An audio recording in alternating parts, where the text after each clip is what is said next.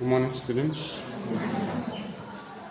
Today we'll conclude our discussion on the introductory issues on modern African prose fiction, and then we proceed to other things. In our last class, we were at a point when we were trying to navigate the definition of modern African prose fiction, and we saw that modern African prose fiction comprises the short story, the novella, the novelette. And so, even on the course outline, you'll notice that we try to include short stories as text to be studied in some parts of the topics. So, but the way we construe modern African prose fiction is to pay attention to the novel.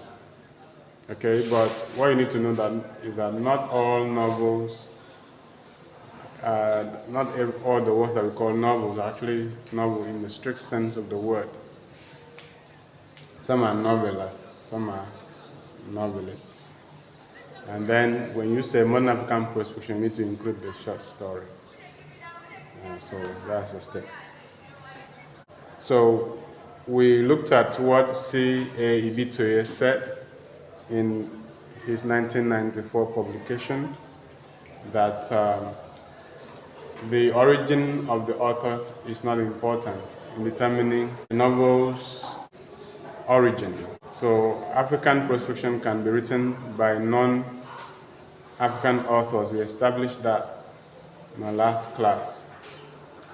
What then makes a novel African? What then makes a novel African? What do we say would be the basic thing that will make a novel African if authorship is not so important? Do you have someone who was in class and was listening? Oh, that's faith. Faith always comes to the rescue. It has to depict the African sensibilities. Very good. You have some very intelligent students in this class. So that means I don't need to do much there. So, a further thought on the definition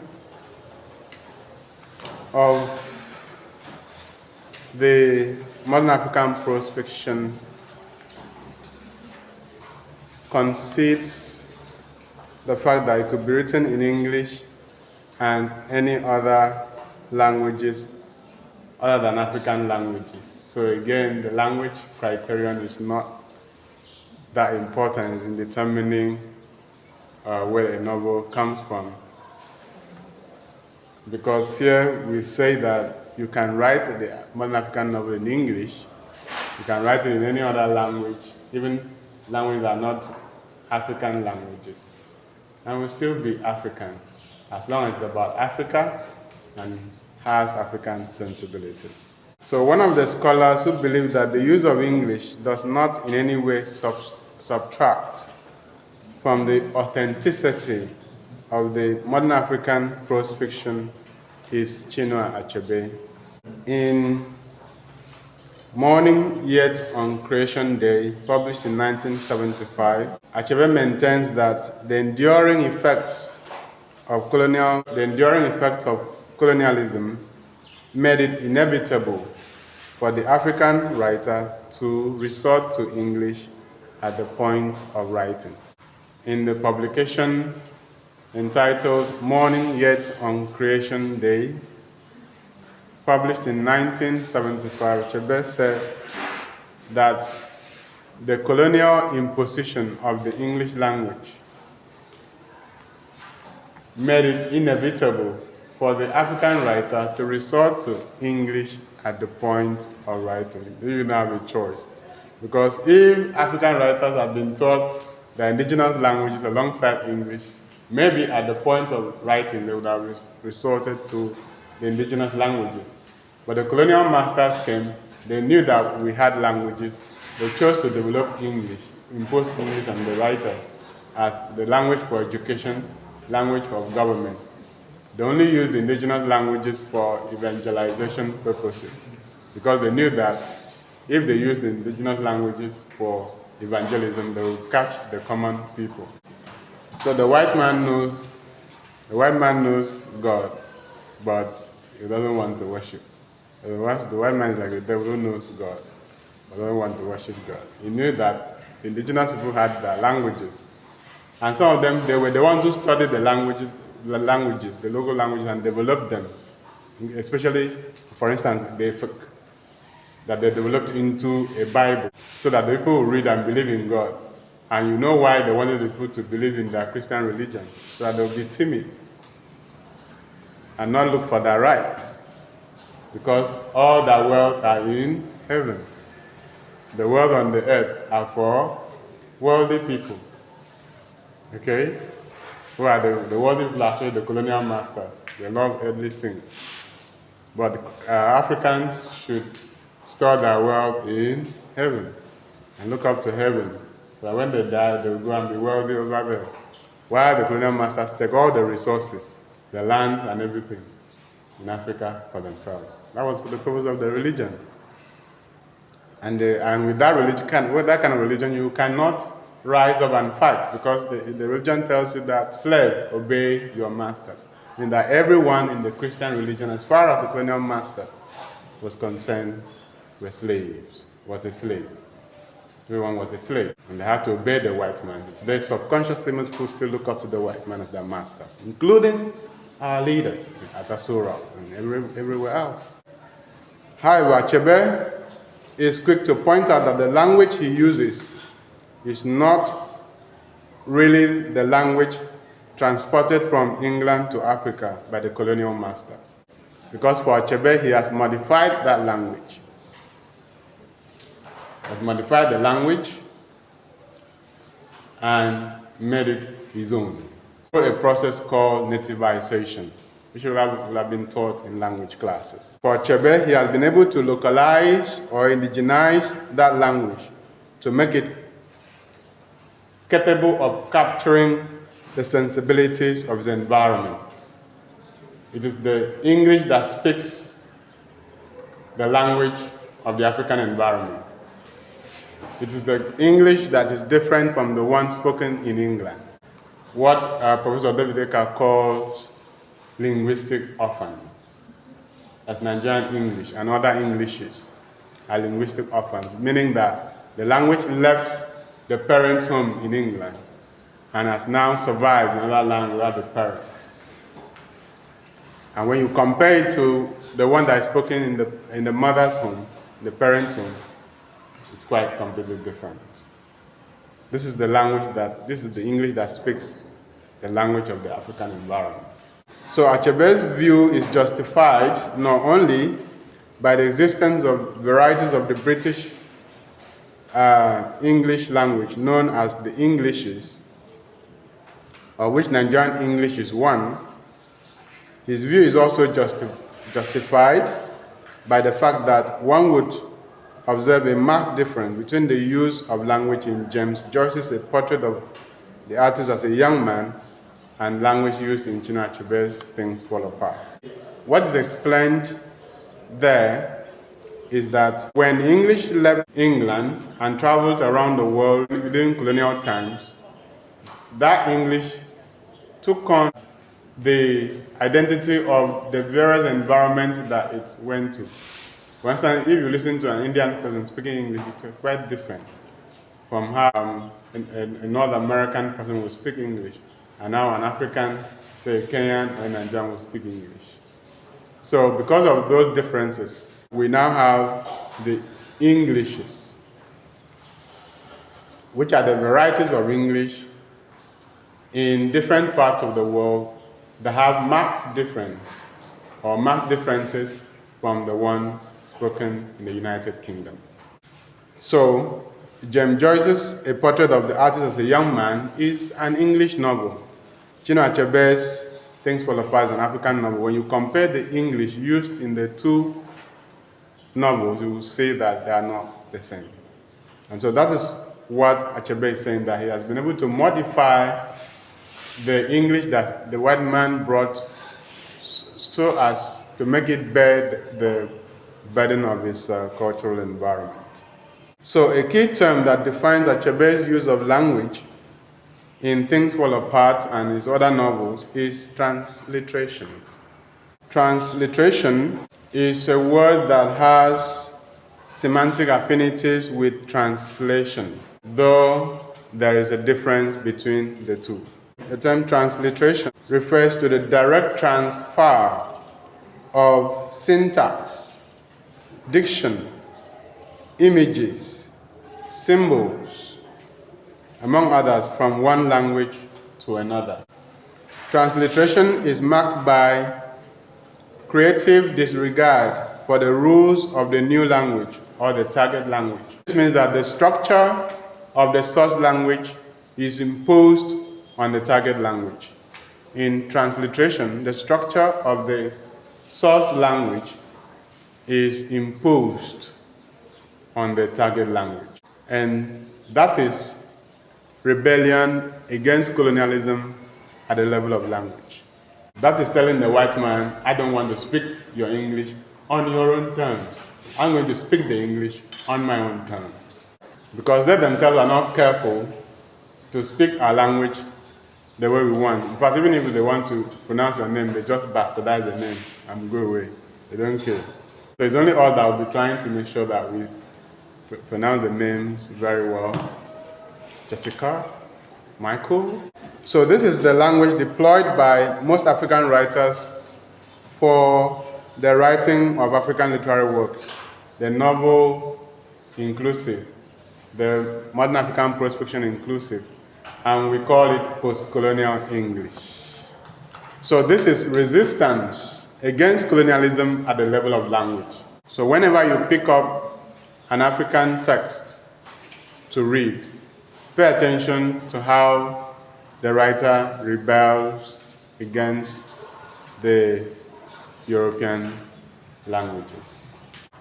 Another level of resistance to colonial linguistic imposition can be discussed using the terms abrogation and appropriation. Abrogation refers to the deliberate refusal to obey the standard rules of the colonizer's language. Appropriation refers to the act or art of conditioning or shaping a language to serve one's communicative function, even when such conditioning defies the standard rules of the colonizer's language. Appropriation means the act of conditioning or shaping or altering or modifying a language to serve one's communicative needs, even though such altering, shaping could imply disobeying the rules of the colonizer's language. So these are all resistance to the linguistic imposition through the colonial project. This is what our writers are doing. Our writers are saying, I defy you. I refuse to obey the linguistic rules of your language, and you can do nothing about it. Because I didn't sign a contract to learn this language, simply imposed it on us. And so I will use it the way I want to use it. And in doing that, the language is no longer yours because it has been creatively modified to serve the needs of my culture and environment. So we've just talked about transliteration. If you read Things Fall Apart, you come across the word iron horse, which is used to refer to the bicycle that the white man brings to a village called Mbino. And the people kill the white man and then tie the iron horse to a tree so that it will not run away to inform the others, right? So that word iron horse is transliteration, is an instance of transliteration because the people says, the way people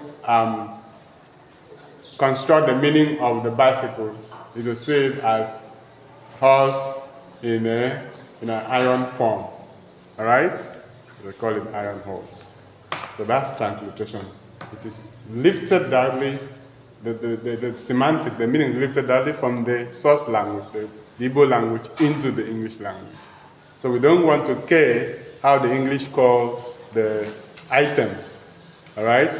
We simply assign meaning to it based on how we view the word. So it's iron horse.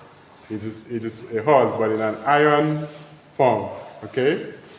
Good. So that's transliteration. We have others like that in the language. Abrogation and appropriation can occur at all levels of linguistic analysis. So note that abrogation can occur at all the levels of linguistic analysis, whether it is phonology, whether it is morphology, whether it is syntax, or whether it is semantics. So when you read works like Chinua Achebe's Things Fall Apart, when you read works like Ken Saro-Wiwa's Soza Boy, which is written in Pidgin, read the works like Kebe Okara's The Voice, when you read the work like Amos Tola's The Palm Wine Drinkard, these works are exemplification of the deployment of transliteration, abrogation, and appropriation in the African prose fiction, including other aspects of linguistic modification and linguistic resistance. Another level of linguistic resistance noted in modern African prose fiction can be seen in the terms glossing and untranslatable language. Glossing has semantic affinities with glossary. There is the tendency in the African prose fiction for the writers to deploy indigenous words and expressions. I hope you have noticed that when you, because you've been reading some African prose narratives, you notice that there's this tendency, this propensity for the author to deploy indigenous languages in the work. For instance, if you read Purple Hibiscus by Chimamanda Adichie, you'll come across the use of indigenous words and expressions. Now, when these indigenous words and expressions are creatively translated into the colonizer's language, that is glossing.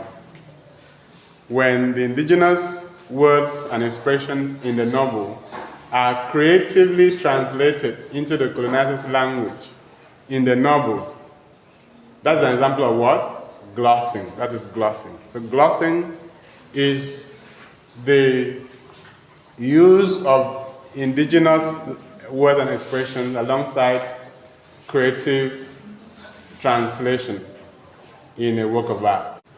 For instance, when the author says Igbo the Masquerade, right? You read a novel and the author says Igbo the Masquerade.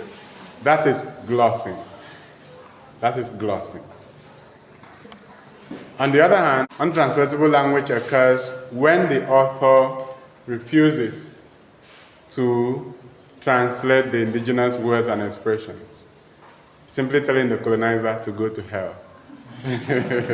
I won't tell you this one. Find out by yourself or get lost. That's part of the rebellion against that linguistic imposition. Right? We are writing in English. That's even enough. So we don't have to tell you everything. Okay? Because the untranslatable might just be that I don't want you to know. I just want select people to know.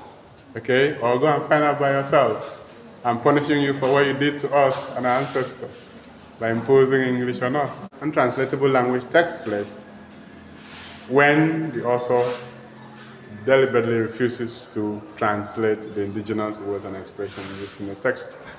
And you let me know whether you come across such things before I reading a post-colonial text. That is poetry, novel, or drama. You have them. Now, thanks to this rebellion by our authors, most of our words have been anglicized. Most of our indigenous words and expressions have been anglicized. For instance, now Gary is English word. Gary is an English word, right? Come on, Gary. Come on, Gary is now an English word, right? So if you get the current dictionary, you go and check Gary, it is there. Because they cannot help. They cannot help, talking the language. Because we like using, we just use it without translation, whether you like to know it or not.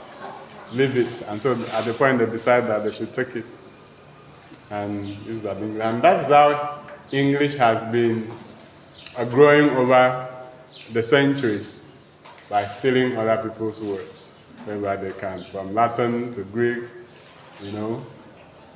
They stole some words from French, because at the point the English people were conquered and colonized by the French, so they also stole some words from the French. All right, though they would not take it as stealing, okay? They would just take it as a process of the evolution of the language. They took some from Greek, took some from Latin, took some from French, and then during the colonial project, they also took other words, and they keep doing so till today. Okay, and that's how the English language keeps getting better and better and better. So today, Gary is in the English language. So nobody should look down on Gary. So the modern African novel, as we know it today, of course, remember that when we say modern, we mean written. Modern African prose fiction is written African prose fiction. That's what it means. Is merely different from the oral narratives based on the written words or the printed work and the industrial finishing in a book form. The question then is it the printed work that makes up the novel? The answer is no. The content which constitutes the substance of the African novel or African prose fiction are embedded in the African oral tradition. That is why, because I will ask you to authenticate the existence of the African novel, and you have to use the right argument to tell us why the African novel should exist as an independent, authentic genre of literature. Each time we pick the Eurocentric view, parameter they used in drafting our novels into that literature, we also presented a view to debunk it. Is it because you printed a work, turned the oral materials of the people into a printed text? Is that why you want to claim the literature? At that point we now ask, what is the essence, what's the substance, what's the core, what's the basic stuff of that literature? It is not because it is printed. The core substance of that literature exists in the culture and the oral tradition of the people. You have merely moved it from the oral mode to the written mode. And that's not enough for you to claim the literature. Because the written mode itself, the printed text itself, is not what makes that literature what it is. Africa has an enduring tradition of storytelling. So we said that the true source of the African prose fiction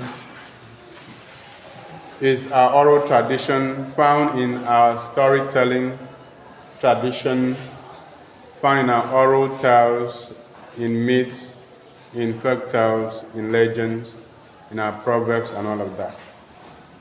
And that the credit that we can give to the colonial project is moving them from the oral mode to the written mode.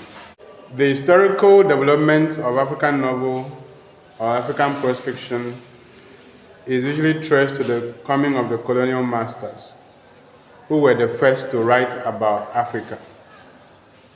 However, it should be noted that the claim by Western critics, such as Adrian Roscoe, Eustace Palmer, and John Povey, that Africa owes the existence of that literature to the West, is partly faulted by the fact that long before the Europeans appeared in Africa, Africa had contact with the Arabs, who could be said to be the first colonizers of the continent. Know your history.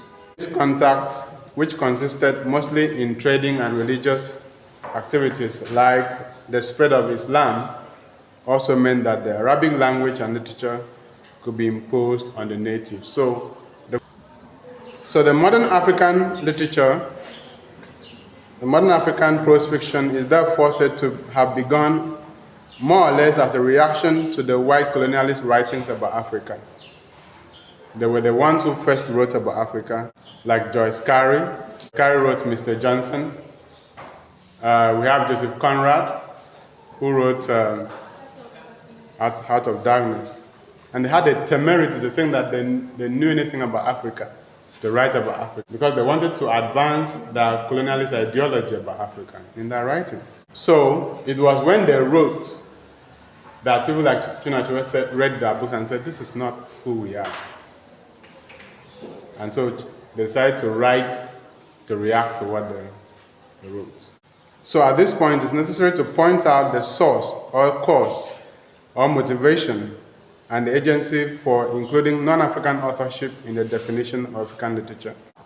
There is in existence and up till today writings by non-African writers about Africa. In the colonial era, one could recall names like Joseph Conrad, Joyce Carey, and Rider Haggard. These were colonialist writers who wrote about Africa. So the depiction of Africans in Heart of Darkness, Mr. Johnson, and King Solomon's Mines was full of racial biases and misconceptions.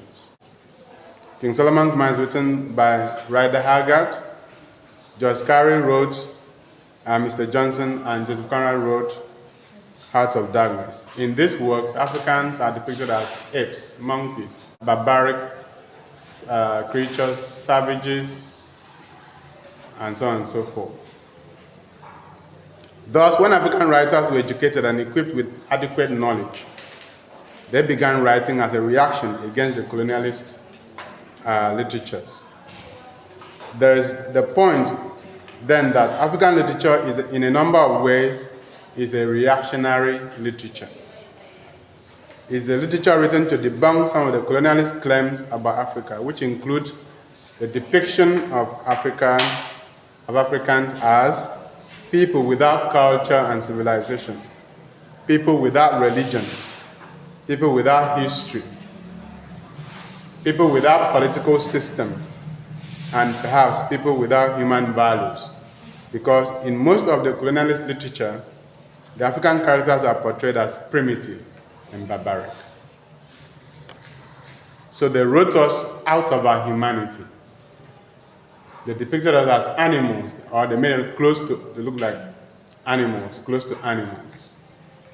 They depicted us in animal images because they wanted to deprive us of our humanity. But as far as you're saying that this person is not human, you can treat the person as a slave. You can treat the person as you like. Because if you acknowledge the humanity of that person, then if you have conscience, you become guilty when you treat that person badly. So they wanted a way to justify the way they treated Africans. And so they wrote that we were not completely human. Close to human, but it's not really human. Right? Good. So countering the narrative that the emergence of the African novel coincided with the incidents of colonialism, some Africans have, it must be stated, posited that Islamic colonization predated European colonization in Africa. As such, there were novels that were inspired by Islamic colonization. An example is The Last Imam, published in 1984, and Season of Migration to the North, published in 1966. So this attests to the fact that it was not only the European contact that inspired literature in Africa, but Arabian contact.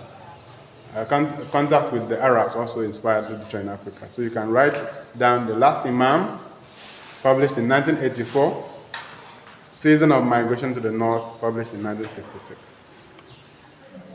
The Last Imam is authored by Ibrahim Tahir. So the idea then is that there is not one source of influence when it comes to the origins of modern African literature. They don't have one source of influence.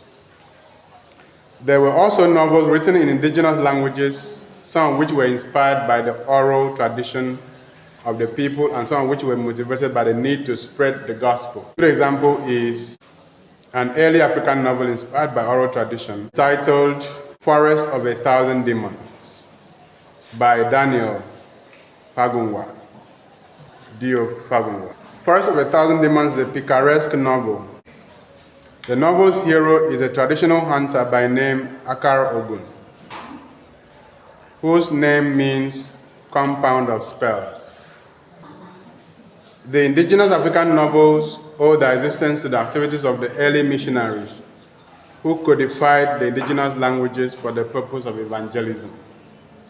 So I already said they were interested in the indigenous language only to spread the gospel and not to use it for governments and governmental administration. That one was English. Other prose writings were inspired by the incidents of slavery. For instance, the interesting narratives of the life of Lauda Equino or Gustavus Vassa, the African, also known as the Equino's Travels. Another novel that forms a body of publication in the early days of the African novel is the 1856 publication by Evaristo da Almeida entitled O Escravo, meaning the slave. You should also remember Aria Beng's 18 Pens, published in 1941, which is of Canaan origin. One should also remember the 1911 publication by Joseph Ephraim Kesley Hayford entitled Ethiopia Unbound, Studies in Race Emancipation. These are the early publications that signaled the development of the African prose fiction. It's also important to note the publication in 1958 of Chinua Achebe's Things Fall Apart, which has come to be known as a classic work in African literature. Before Achebe, there was Amos Tutuola's Palm Wine Drinker. So when we talk about modern African prose fiction, these are the texts that you need to read, so you need to pay attention to them as foundational texts that will help you build on your knowledge of African fiction, because even as we speak, novels are pouring out on the continent. People are writing, but before you start reading the ones that are being written today, go back to these ones that we have listed to know where we came from, where we are going, right? Remember I said in the last class that the modern African prose fiction has flourished, and our writers are emerging, they're doing well. But these ones we are mentioning here are the foundational texts that wherever you see them in the library or anywhere, you should pick them up and read.